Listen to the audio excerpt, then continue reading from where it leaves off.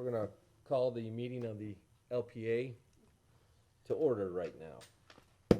Get a roll call, please. Chairman Maturo, Here. Robert Lombardo, Here. Don Colapetro, Here. Linda Schwartz, Rex Sims, Robert Bornstein, Jeffrey Lewin. We have a quorum. All right, your first item is an ordinance of the City of Bonita Springs, Florida, providing for adoption of a comprehensive plan amendments to create the property rights element as required by state law, and furthermore directing transmittal of the amendments to the Florida Department of Economic Opportunity, providing for intent, providing for severability, providing for an effective date.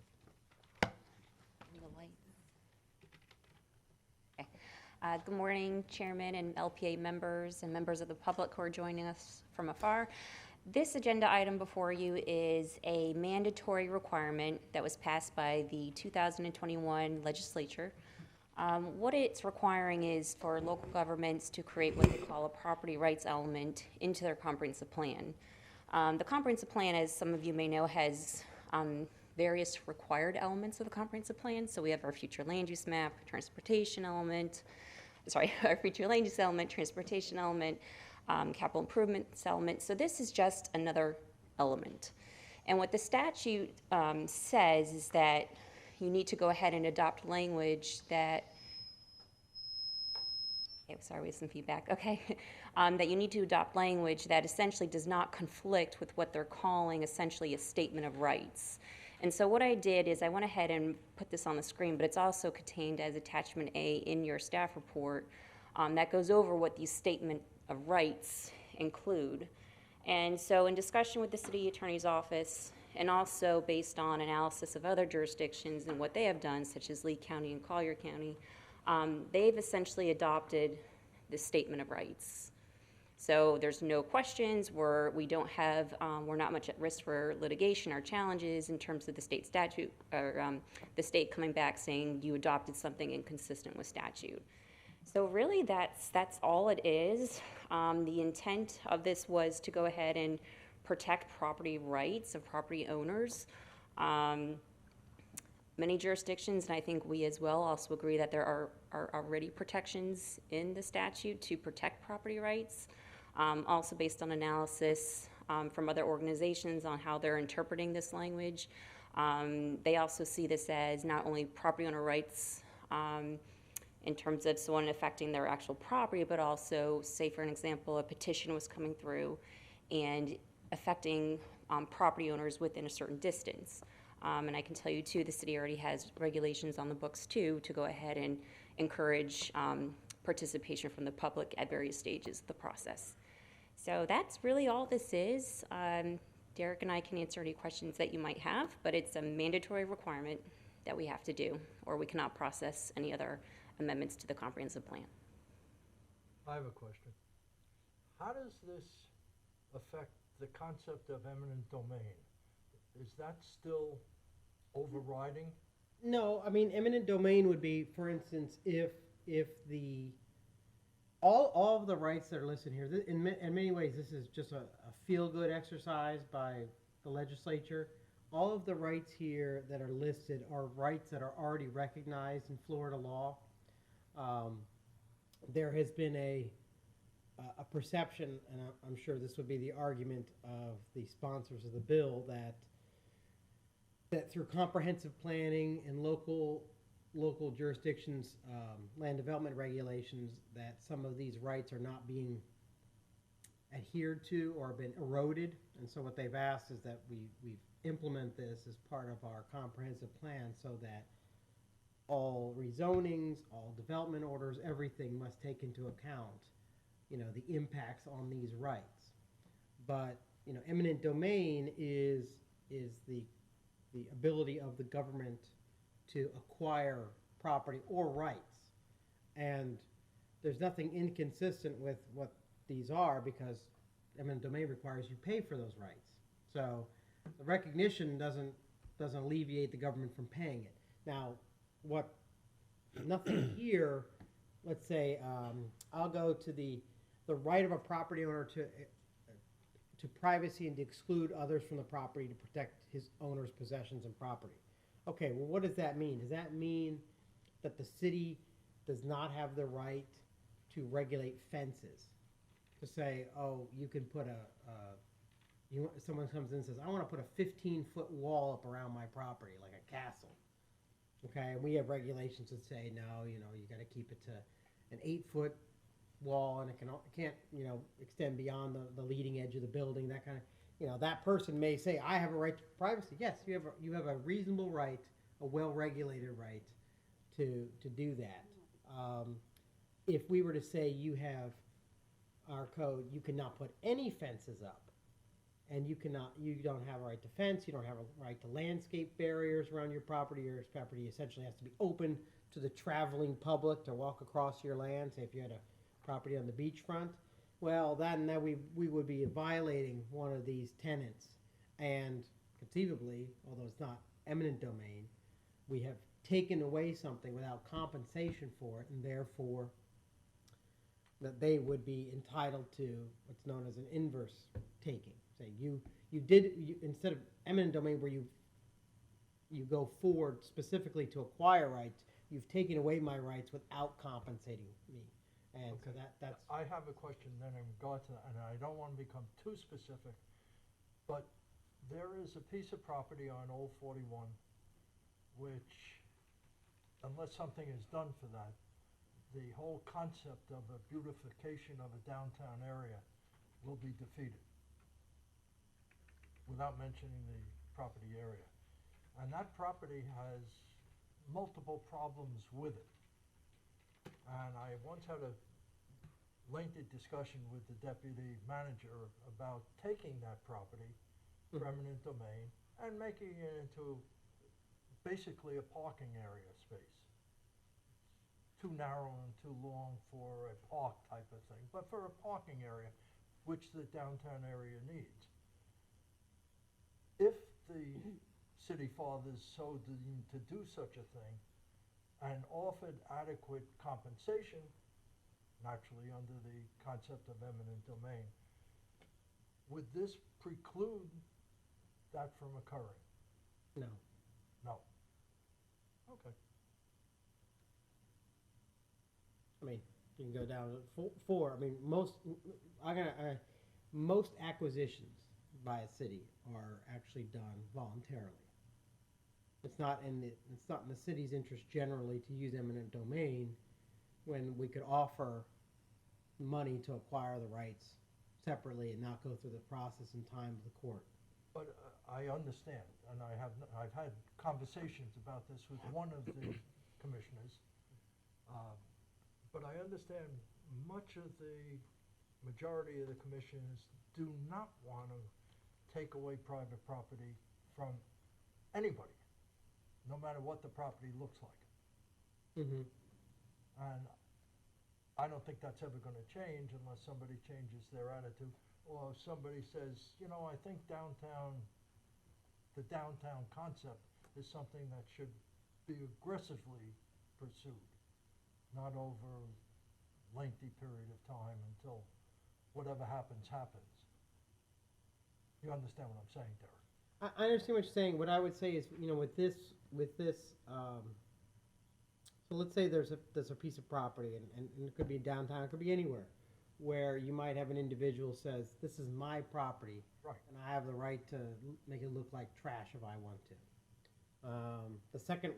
The second right under this policy says, I have the right to use, maintain, develop my property, subject to state law and local ordinances. So if someone says, I like my property to be full of trash and have grass that's 24 inches high. And there was a guy in Winter Park, as you remember, maybe 2 years ago, lasted for 5 years. Mm-hmm. And that was his concept. Hey, if I throw the refrigerator there and the crap there But subject to local ordinances means if the city council determines that leaving trash and high grass constitutes a public nuisance, maybe it's something that attracts children, it can be dangerous conditions, whether it so that would promotes supersede rats. this. Yes, well, it says it right in there. Okay. So Okay. Okay. Do we have any other questions from the board, or would you, yes, sir? Thank you, Bob. Those are really Anytime, great Bob, points. it's one Bob to another. Is there a, now I'm new to the organization, obviously.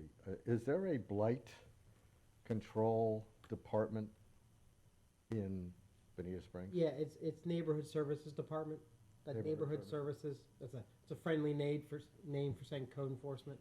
Okay, thank you. Just there's also been changes in statute, so any complaints that are received by Neighborhood Services, you do have to provide your name and contact information. It's now required. Know your name. Used to be you could drop a dime on your neighbor quietly, now you can't do that. So, any other questions regarding the proposed element in the language? I think it's the way it should be. I think we're good, thank you. Okay, so what we need right now is just a motion by the board to find that this language is consistent with the comprehensive plan, so we can go ahead and schedule for city council. So moved. I'll second it. All in favor? Aye.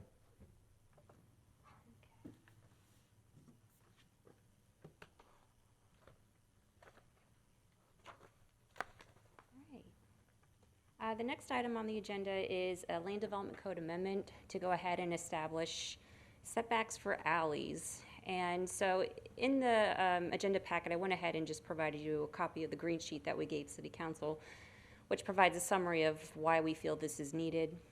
And so based on the definitions in our comprehensive plan, alleys are treated as a form of a street. And everywhere outside of the downtown does not have a regulation for an alley. Only in downtown do we have standards for alleys. So what we have done in our department is we treat alleys as a private street. Private streets are 20-foot setbacks. So in most cases, our alleys outside of the downtown area, they're located in older subdivision plats that were recorded, you know, in the late 20s, maybe before 1950. And so I've went ahead and provided just an example of a few that we have dealt with recently where we have these rear yard alleys, and really they're not even used currently today. So, you know, what we were thinking of it as staff is to do a similar standard to what we have in downtown, and also a similar standard that's across, you know, the region and other parts of the country. So what we would like to do is go ahead and treat alleys as if, essentially, that they weren't even necessarily there. So the same setback requirement for an accessory structure would still apply regardless if the alley is there. So in most cases, it's going to be a 5-foot setback from the alley. And in cases in the city where we do have these alleys outside of downtown, they're either not used or possibly there's utility connections in the back. But it is a equitable standard based on the research that we've done. So this area here is in the western part of the city off of Meadowlark, so just south of Bonita Beach Road, and west of US 41, and you can see this is a 20-foot alley. And staff feels it's appropriate to go ahead and establish an alley setback that's not 20 feet and more commensurate with the neighborhood and do 5 feet. It seems very much appropriate, so that is the recommendation of staff. Just wanted to show you some examples. Here's another example outside the downtown area. This is the Heitman subdivision, and this was created in the 20s. And so you'll see there's some alleys here and then an alley here. There's other alleys that were here, but they were vacated by the Board of County Commissioners before the city became a city because they weren't either used. So, you know, they would become vacated, and property owners that abutted the alley would go ahead and share that property. We as a city think the more that that alleys and certain easements are still within the public domain, the better, in case we need to use them for access, drainage, utility infrastructure. So again, not wanting to penalize property owners that have an alley in the back, we want to establish a 5-yard setback. And again, we find that is very much in line with a function of an alley. Also, what I wanted to show you is just an example of what does an alley look like. You know, when it's a rear yard alley in between the rear yards of 2 homes. So this is what an alley can look like in a suburban neighborhood. So it's essentially it could be a paved access way, it could be an unpaved access way, and you can legitimately have structures and there's still safe access to go ahead and have those. And then another example of my, this is an example where just over the holiday, I had the opportunity to visit Anna Maria Island. And I had to use an alley to get to the back of the place where we were staying. And so again, it's just showing that these alley conditions exist. You have structures that are within at least 5 feet of the property line, and they still can function appropriately. So that's really the intent of this LDC amendment, is to go ahead and establish alley setbacks so people can utilize their property in a safe manner that we feel is appropriate. Would cutting down on the setback still allow for fire trucks to have access and emergency vehicles? So I would say in most cases that the fire trucks are going to utilize the main streets to go ahead and get to homes. So in both the examples that I showed you that exist in the city, the fire vehicles they're going to use the main road thoroughfares that have stabilized surface. Most of the alleys that exist in the city, they're not stabilized.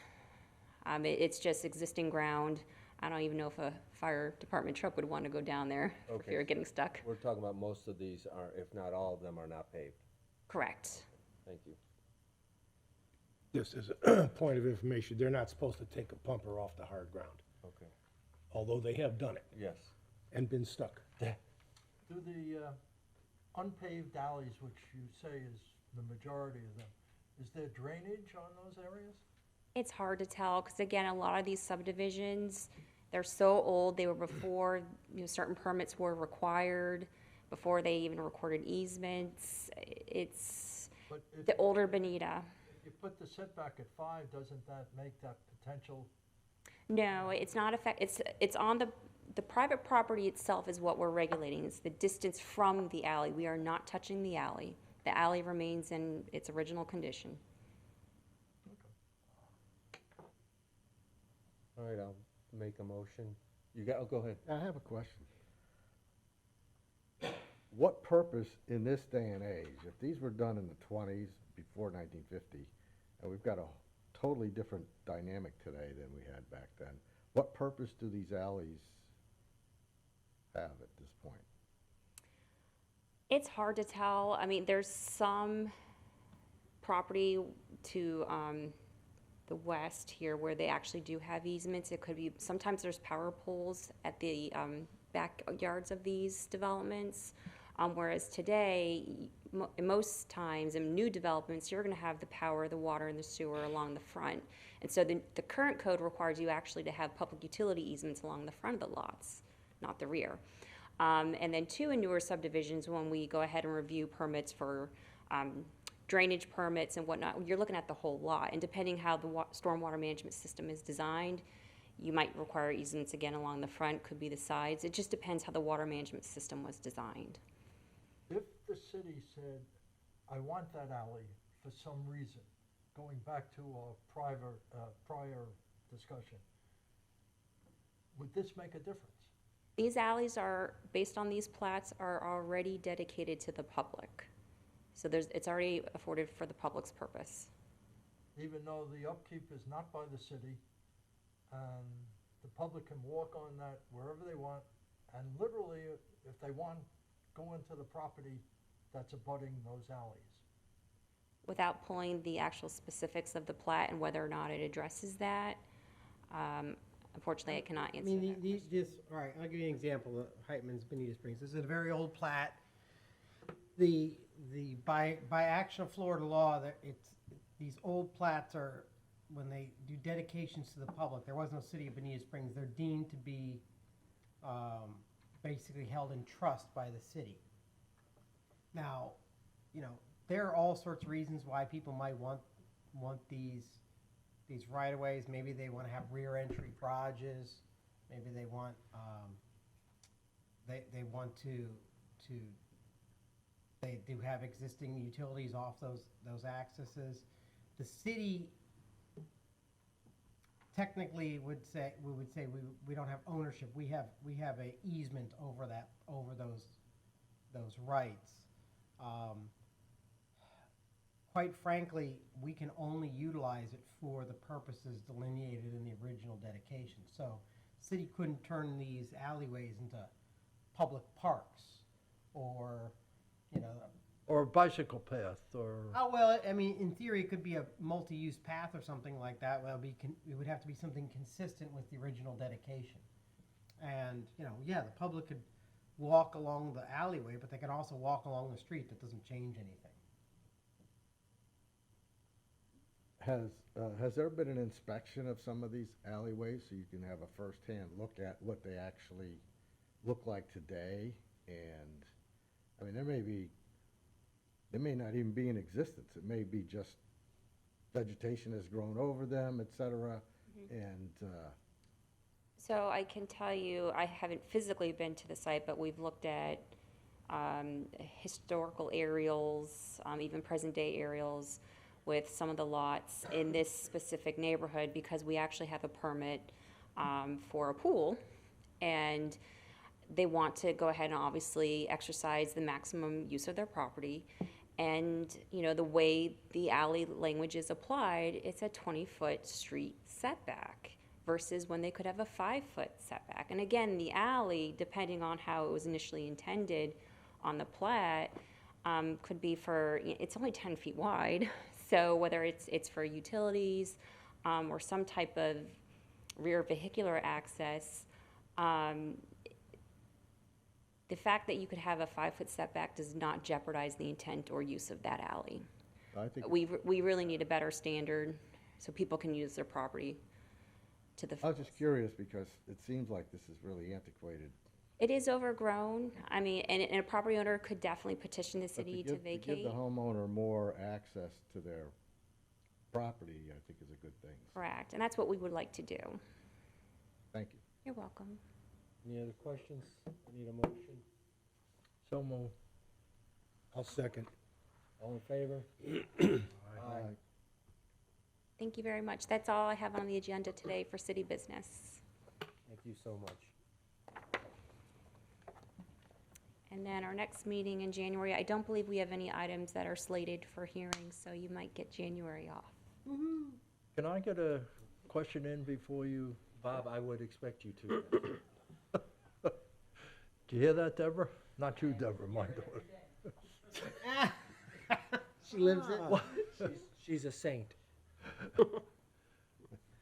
Explain to me, since I'm relatively new on this board, what do we get and what does the zoning board get? And what's the differentiation between what we do get, and is there overlapping at times?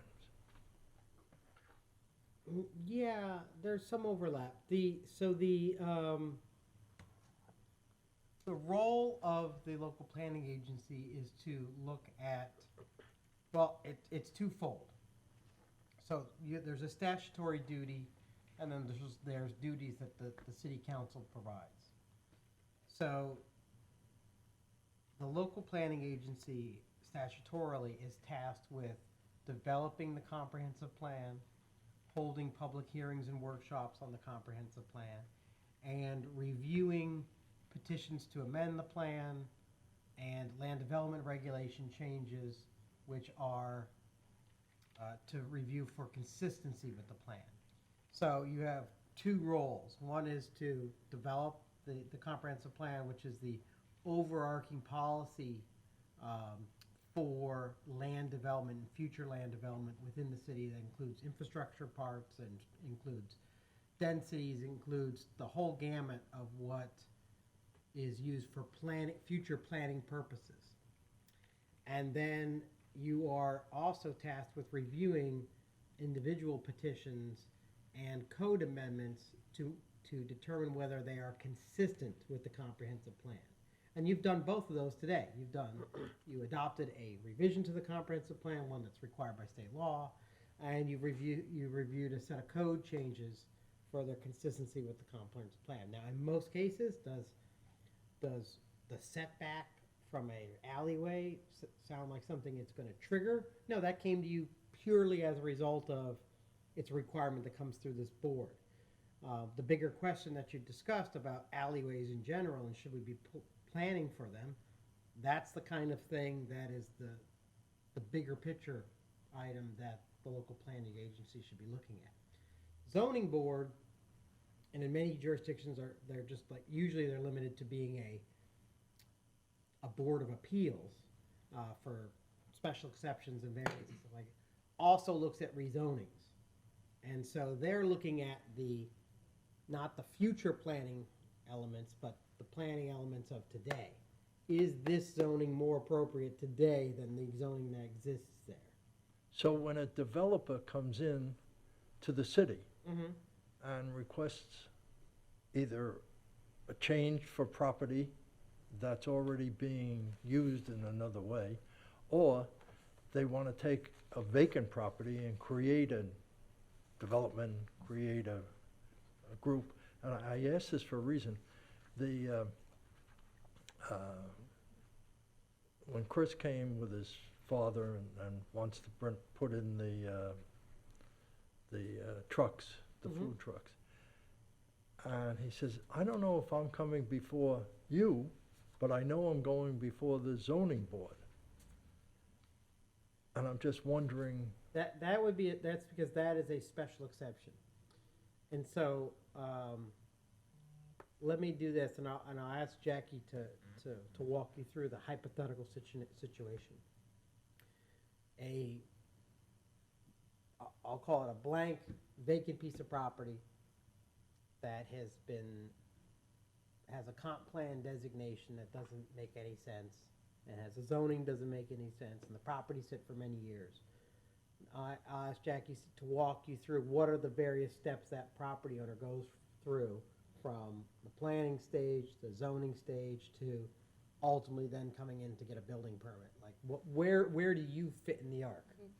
Yeah, so I'll try to give you an example where you guys actually heard some cases, and maybe the most recent one that's going through, that went through comp plan rezone and now is in for development order. So let's think of the Bayview project.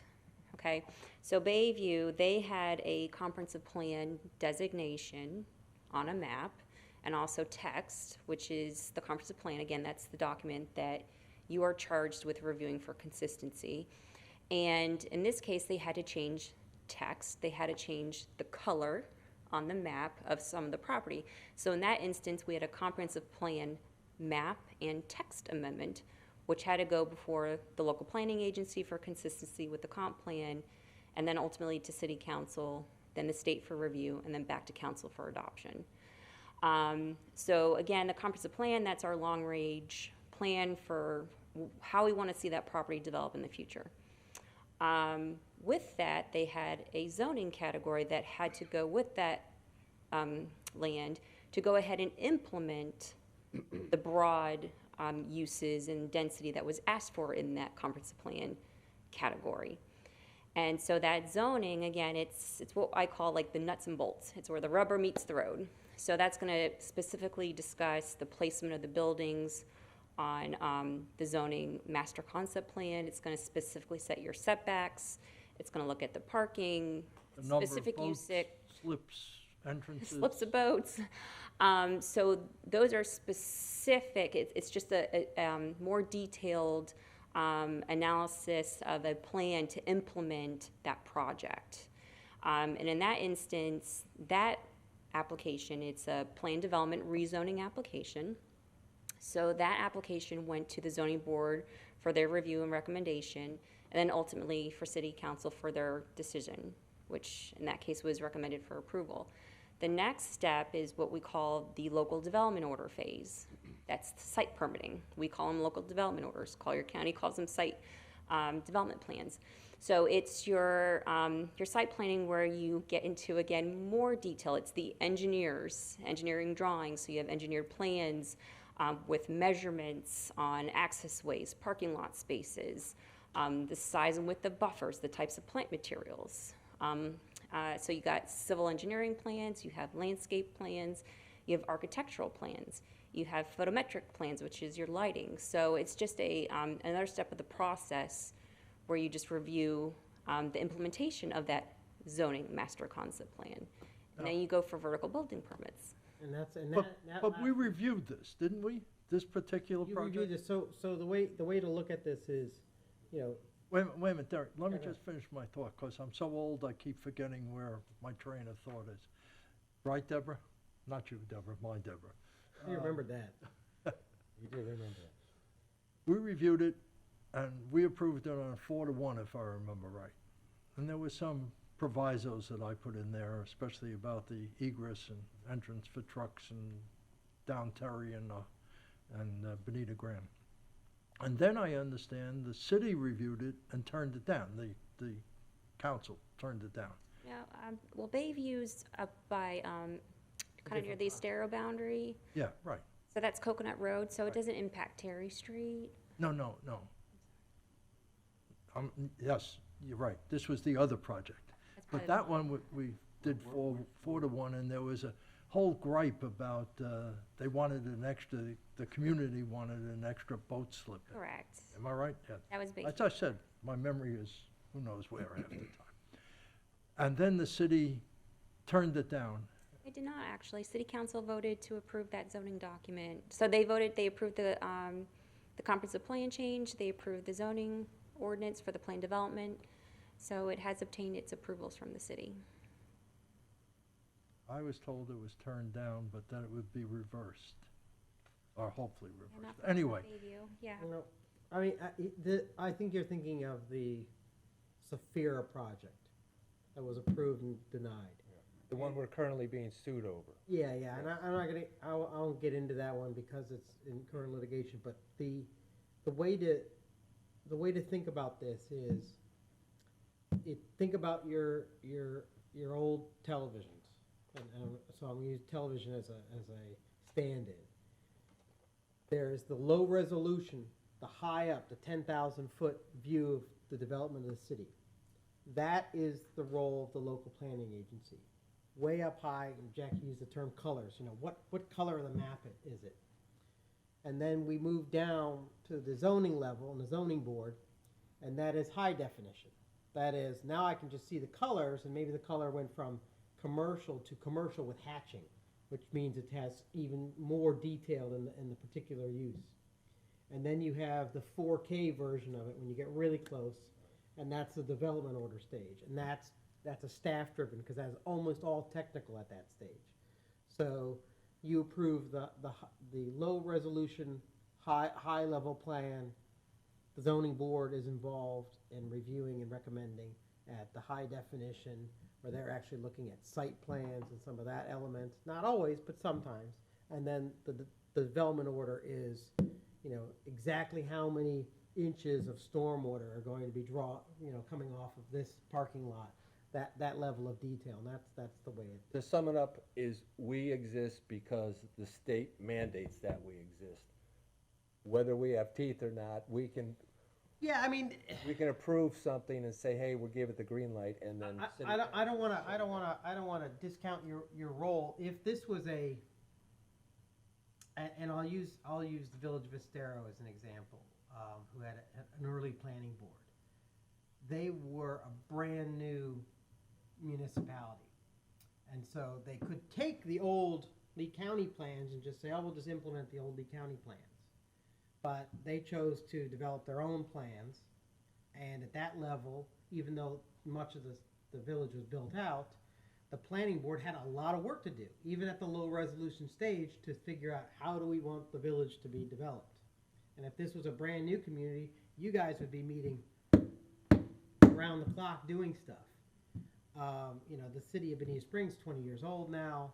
It has had a comp plan in place. There hasn't, and it's mostly built out. There's not a lot of big changes going on. There's still large areas like the DRG area that may come into development in some point in the future, at which point this board will be very busy developing that future, but you're sort of in a holding pattern right now. So I did give the chairman the idea that you're kind of here because of state law. That's true, but there's just not any activity going on at this level at the moment. But at the end of Doesn't the mean day, it'll always be that way. I just would not want us to feel we're redundant or not worth. never, hey, don't you ever feel redundant, not while I'm here. We're gonna wrap this up. Any public comment? You wanna rebut anything? Okay, the next meeting is tentatively January 13th, and we need the approval of the minutes. Motion? I'll make that motion. Anybody want to There's a second? Scrivener I'll error in second there, it. but that's gonna be corrected. So we taking care of that? Who's in charge of that? Deb? I'll see that it's corrected. Please do.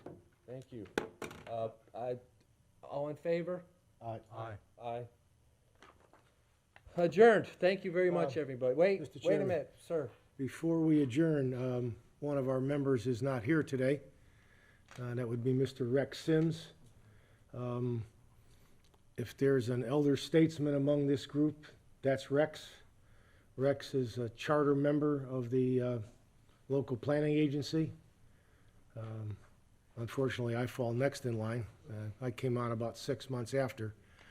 This man has been here through all of it, when they wrestled through volumes of paper to come up with the comp plan as it is, even though it is modified on a regular basis. And I would just like to, I'd like the city to acknowledge Rex's years of service. I don't know how we can arrange that, but He's a great man, he sure is. Gonna miss him. and it'd be nice if the mayor did something nice. We'll have to, Yeah, maybe we could pass a recommendation to do some kind of absolutely. proclamation. Thank you so Yes. much, Don. That's very nice of you. Meeting's adjourned. Thank you, everyone.